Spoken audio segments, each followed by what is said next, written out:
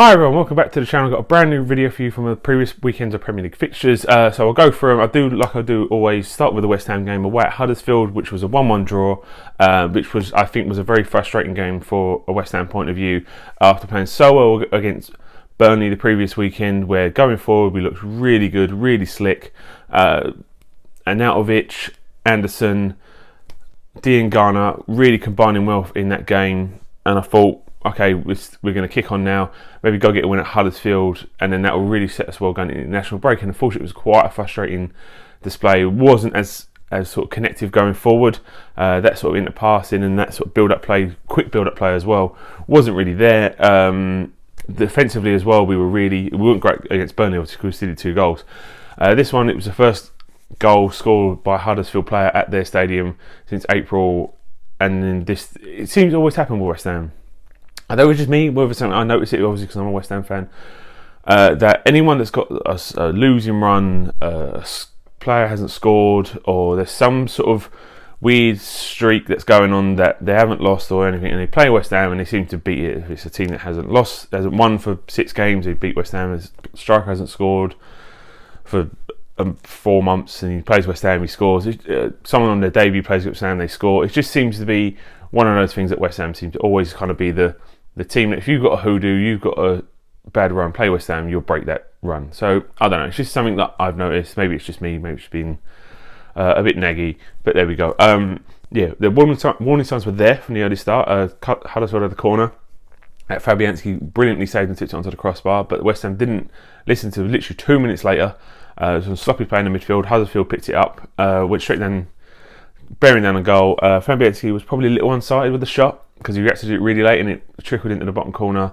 And from there, Huddersfield really were the better side in the first half, completely. They were dominant, they were attacking really well. They probably should have had 2, maybe 3 goals, but West Ham held on. Pellegrini changed it. Garner in this game was a little bit kind of out-muscled, unlike when he's played against Burnley and when he played against Tottenham, and he played really, really well. And when he played against Leicester as well. Those sort of sides like to play football. They're not too physical, which is better for him because he can use his tricks, he can use his speed. Whereas Huddersfield are a very physical side, and I think his size maybe went against him in this occasion. So he was changed out. I don't think this is the end of it. He'll be back next week. Pellegrini changed it, brought Hernandez on, which did change the game because he put 2 up front. Hernandez had a chance pretty much straight away, which he maybe should have scored, but he was unlucky. It was a good save from the goalkeeper, kind of got out quickly off his line. And then West Ham, again, kept the pressure on, kept plugging away. Then he brought Antonio on, which then added a bit more kind of speed and sort of power to the foot. Antonio, I see at the moment, is being used in the sort of Andy Carroll role, in the sense that he can kind of jump and win headers. Hernandez is never going to win a header, especially against Huddersfield. And Arnautovic, for all his size, isn't the best sort of header of the ball. So Antonio is probably the only one that's got that kind of aerial presence. So he brings him on, he kind of lumps that ball to him. So we can kind of see when Andy Carroll is fit, that's what he's going to be used for. He's going to be that last sort of 20 minutes, we need a goal, throw Andy Carroll and just lump balls up to him. Which in all fairness is what he's really for. Why any side would sign him if you ever keep him fit. So Antonio come on, obviously that changed the game a little bit more. West Ham kept pressing, and then Hernandez was through. It was a good save by the goalkeeper. Fell to Antonio, who was then blocked on the line, and then fell to Anderson, whose left foot lifted it brilliantly over everyone on the line into the top corner, which made it 1-1. At that time, West Ham did deserve that equaliser because they were the better side, were putting on the pressure. And then from there, the game sort of peaked out a little bit. West Ham were probably the better side going into the end of the second half. I think Diop had a header cleared off the line by Alfie Moy, which would have made it 2-1, which you would argue would have been a little bit harsh on Huddersfield, because overall the draw was a good result, but it was frustrating from West Ham point of view because we played so well against Burnley going forward, and then the following week it's just not there, it's not clicking. So we need a bit more consistency. I'm not too disappointed because it is a point. Obviously they did well to kind of come back and get that point.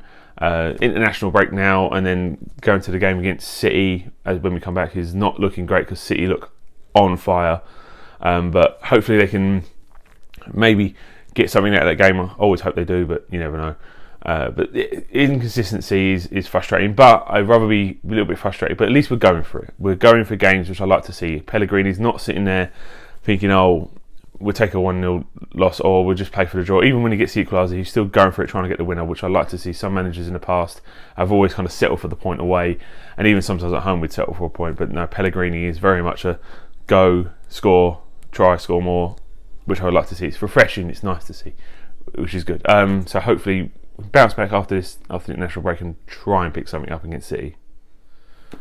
So elsewhere in the league, Liverpool picked up another win, home to Fulham, which was, again, one of the most predictable results you could probably pick all weekend. Fulham have really struggled. Defensively, they've been really, really poor against the Liverpool side, who can score at Anfield as freely as they want to. So 2-0 to them. I think, even if anything, Liverpool may take it a little bit easy, with a lot of their players going away for international duty. So 2-0, easy for them. Chelsea drew 0-0 with Everton at home, which was quite a frustrating game. I'm surprised they didn't start Barkley, because he'd been playing really well, and then against his old club, which you think the game he'd really be up for, left him on the bench. It's a bit of an odd decision, but there we go. Newcastle picked up a win.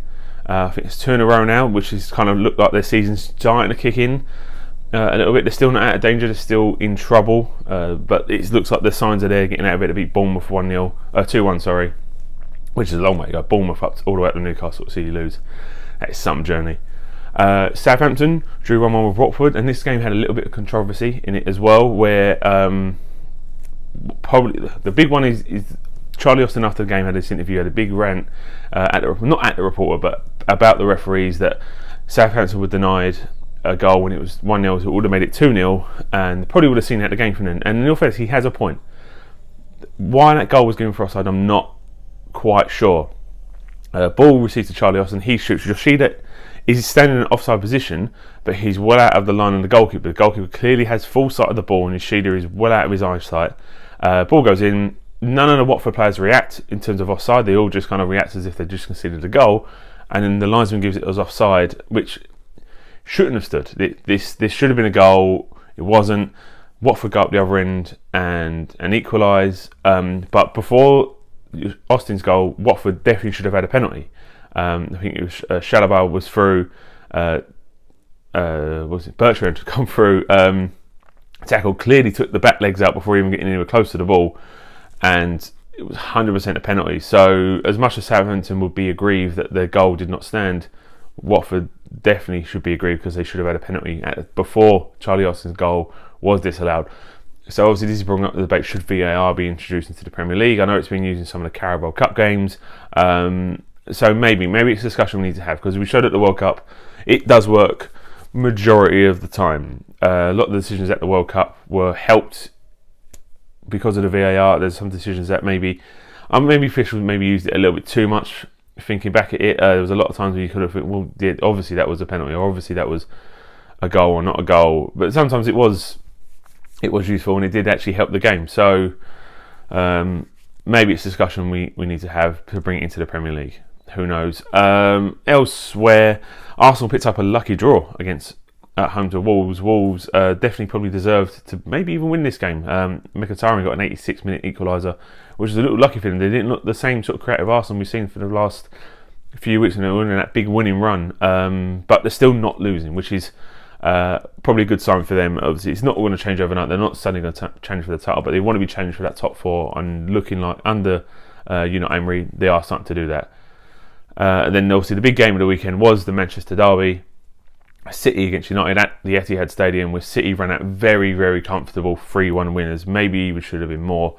And this is really showing the gulf and the change, although it has been quite evident for quite a long time now, how far City now are in front of United. Because it wasn't just 3-1 isn't not the biggest result in the world, but it's when you watch the game, the style of play, the movement of City compared to United. United look very sluggish, very sort of slow and laboured, a sort of workman sort of side, whereas City are just fast, quick, brilliant to watch. They're so entertaining. They're maybe some of the best football that we've seen in this country, especially in the last maybe 10 years, but maybe even longer than that. It's out of this world, and I can't really see many teams that will be able to stop City going on to win the league once again. Liverpool and Chelsea are kind of giving them a run. All three teams are still unbeaten. Chelsea keep on stalling a little bit with picking up draws when they maybe should pick up wins. Liverpool are a little bit more, but again, they're not quite there. A couple of games where you think, oh, they could have maybe picked up a win. The City are just going to keep going. So who knows who's going to stop City? We said this last year and they ended up losing, but they did win the league by an enormous amount of points. So hopefully someone can pick them. Maybe a bit more sort of a better title race, because it is a bit boring having one team just storm on and win it by about November, December time. So hopefully Chelsea and Liverpool can keep track with City and kind of make that a 3-horse race. Should be really good as well. At the bottom is quite exciting, as it always is. There's a lot of teams. There's still about 15, maybe not 15, 10 teams that could potentially still go down, which is always good to see. You want to have competition going right through the season. Anyway, thanks very much for watching. I'll catch you next time. Bye.